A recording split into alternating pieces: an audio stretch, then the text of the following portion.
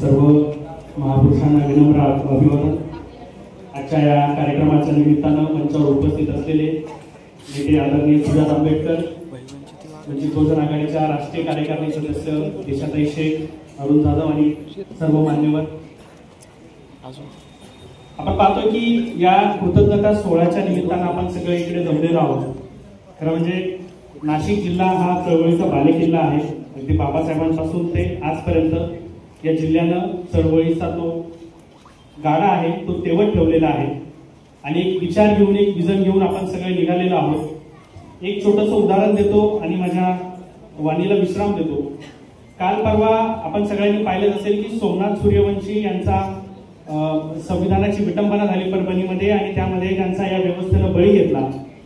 त्यांची न्यायालयीन लढाई बाळासाहेब आंबेडकर लढतायत, रस्त्यावरची लढाई लढतायत आणि कोर्टाची सुद्धा लढाई लढतायत। देशाच्या इतिहासामध्ये 2 दिवसापूर्वी एक अत्यंत महत्त्वाची अशी घटना घडली की कुठल्याही व्यक्तीचा ज्यावेळेस न्यायालयीन कस्टडीत मृत्यू होतो तर मृत्यू झाल्यानंतर त्याची चौकशी ही न्यायालयानं नेमलेल्या कमिटीने करायची असते, परंतु चौकशी झाल्यानंतर त्या आयोगाचं करायचं काय, त्या अहवालाचं करायचं काय या संबंधामध्ये कायद्यामध्ये तरतूद अपूर्ण आहे।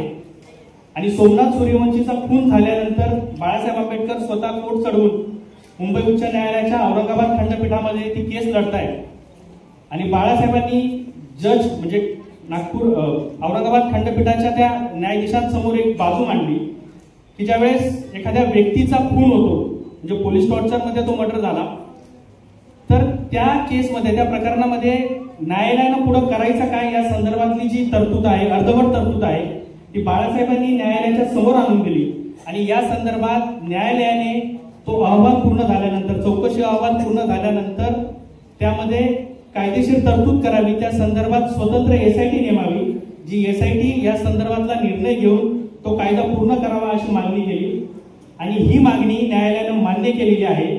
देशभरामध्ये इथून पुढे कुठल्याही व्यक्तीचा न्यायालयीन कोठडीत मृत्यू झाला तर त्यासाठी पुढे काय करावं त्याच्यासाठीचं हे जजमेंट दिशादर्शक करणार आहे। मला वाटतं देशाच्या इतिहासामध्ये स्वातंत्र्याच्या 70 वर्षानंतर सुद्धा कायद्यामध्ये अनेक कमतरता आहेत आणि सोमनाथ सूर्यवंशीच्या निमित्तानं ज्या व्यवस्थेने सोमनाथचा बळी घेतला त्या व्यवस्थेला चॅलेंज करण्याचं काम बाळासाहेबांनी केले आणि नुसतं चॅलेंज केलं नाही तर कायद्यातील अर्धवट तरतुदी पूर्ण करावा यासाठीचा हा निकाल, यासाठीची ही केस देशाच्या इतिहासामध्ये लँडमार्क करणार आहे। त्याच्यामुळे एका मोठ्या नेत्याचे आपण कार्यकर्ते आहोत, जो नेता न्यायालयीन लढाई सुद्धा लढतोय। आपण पाहिले की सोमनाथ सूर्यवंशीच्या प्रकरणानंतर राहुल गांधी आले, फोटो शूट करून निघून गेले, शरद पवार आले, फोटो काढून निघून गेले, परंतु त्या कुटुंबाला न्याय देण्याचा बाळासाहेब आंबेडकरांशिवाय कोणीही प्रयत्न केला नाही। तो प्रयत्न फक्त आणि फक्त बाळासाहेब करतायत, कारण ती लढाई होती संविधानाच्या अस्मितेची, ती लढाई होती आपला अधिकार, आपला आवाज बुलंद करण्याची।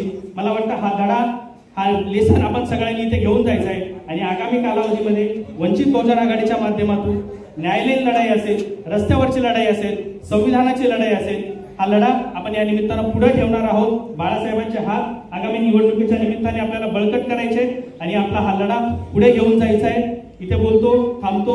वंचितों का परचम बुलंद रहे। जय भीम, जय संविधान।